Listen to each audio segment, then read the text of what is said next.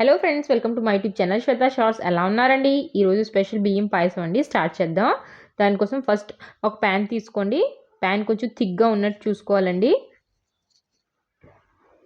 దాంట్లో ఒక 2 spoons sugar add చేసుకోవాలండి. షుగర్ని చక్కగా మెల్ట్ చేసుకోవాలి. మన షుగర్ చక్కగా క్యారమలైజ్ అవ్వాలండి. చూడండి, షుగర్ మెల్ట్ అవ్వడం స్టార్ట్ అయింది. చక్కగా మెల్ట్ కూడా అయిందండి. ఇప్పుడు కొంచెం కలర్ రావాలండి. అప్పుడే మన పాయసం చక్కగా గోల్డెన్ కలర్ వస్తుంది. చూడండి, చక్కగా కలర్ వచ్చింది. ఇది పర్ఫెక్ట్ కన్సిస్టెన్సీ అండి. ఇప్పుడు మనం బాస్మతి రైస్ యాడ్ చేసుకుందామని. బాస్మతి రైస్కి 1 అవర్ అలా సోక్ చేసి పక్కన పెట్టుకున్నానండి. ఇప్పుడు దీన్ని చక్కగా ఒక 2 మినిట్స్ అలాగా ఫ్రై చేయాలండి. ఫ్రై చేస్తే రైస్ కూడా కలర్ చక్కగా బాగుంటుందండి, గోల్డెన్ కలర్ వస్తుంది. ఇప్పుడు మనం మిల్క్ యాడ్ చేసుకోవాలండి. నేను 1 లీటర్ మిల్క్ యాడ్ చేసుకుంటున్నాను.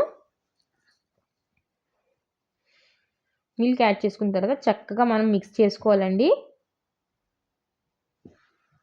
మన రైస్ స్టిక్ అయిపోతుంది కదండి ప్యాన్కి. చక్కగా మనం మిక్స్ చేసుకుంటే వచ్చేస్తాయండి. ఇప్పుడు మనం ఒక బాయిల్ వచ్చే వరకు వెయిట్ చేయాలండి. మీడియం ఫ్లేమ్లో ఉంచుకోవాలి. చూడండి, బాయిల్ వచ్చింది కదా. ఇప్పుడు చక్కగా మిక్స్ చేసుకొని ఇప్పుడు మనం ఫ్లేమ్ని స్లో చేసుకోవాలండి. స్లో టు మీడియం ఫ్లేమ్లో ఉండాలి. ఈ ప్రాసెస్ మొత్తం స్లో ఫ్లేమ్లో అవ్వాలండి.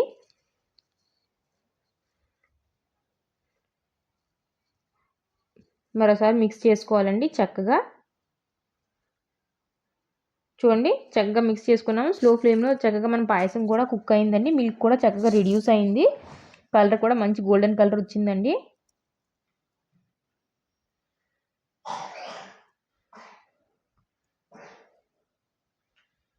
ఇప్పుడు మనం కాజు బాదాం పేస్ట్ యాడ్ చేసుకోవాలండి. నేను కాజు బాదాంని ఒక 1 అవర్ అలా సోక్ చేసుకున్నానండి. సోక్ చేసుకొని దాన్ని పేస్ట్ చేసుకొని పక్కన పెట్టుకున్నాను. ఇప్పుడు దాన్ని యాడ్ చేసుకోవాలండి. యాడ్ చేసుకొని మిక్స్ చేసుకోవాలి. ఈ పేస్ట్ యాడ్ చేసుకుంటే చాలా క్రీమీగా టెక్స్చర్ బాగుంటుంది. టేస్ట్ కూడా చాలా బాగుంటుందండి. ఇప్పుడు మనం ఇలాచీ పౌడర్ యాడ్ చేసుకోవాలండి. యాడ్ చేసుకొని చక్కగా మిక్స్ చేసుకోవాలి.